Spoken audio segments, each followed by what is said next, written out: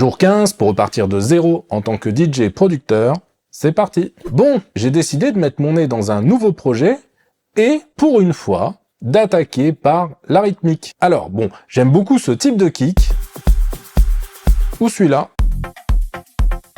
très profond, peu d'impact et beaucoup de corps. Alors, au lieu de faire bouh, ça fait bouh, bouh, tu vois. En général, pour créer mes kicks, je pars encore sur les vieilles banques de sons Vengeance, qui font toujours très bien le taf. Et je suis pas un grand fan de splice. Des fois, je fais un petit peu mon Frankenstein avec des bouts de kick, je m'amuse à garder l'attaque de l'un, combiné au sub de l'autre, je les pitch, les dépitch, mais là, j'avais beau parcourir toutes mes banques, il y avait rien qui me convenait.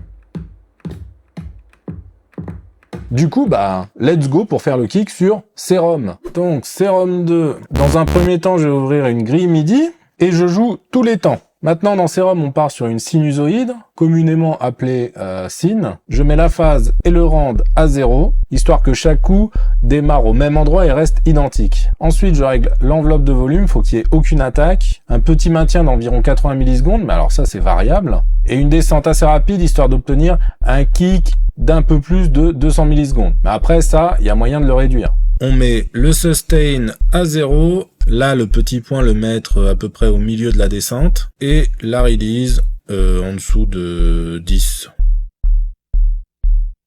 Alors maintenant, l'enveloppe. Donc là, je le fais monter très haut et redescendre assez vite, et je balance le LFO1 dans CRS. Là, je vais dans Matrix, et il faut impérativement cliquer sur la petite flèche.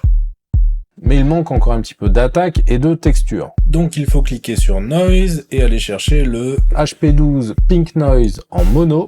Je clique sur enveloppe 2, je mets tout à 0, sauf l'attaque juste en dessous de 3 et le decay à 8. Je fais glisser l'enveloppe 2 dans Level, que je descends tout à gauche. Il faut aussi bien cliquer sur Mono. Je retourne dans Matrix, je monte son niveau aux alentours de 70 et j'envoie dans un second filtre pour pouvoir sculpter la texture.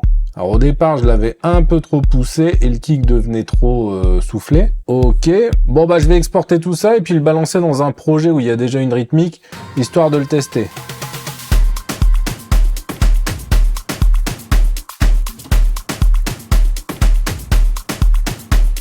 Voilà, maintenant, je vais pouvoir attaquer le titre. Allez, à demain.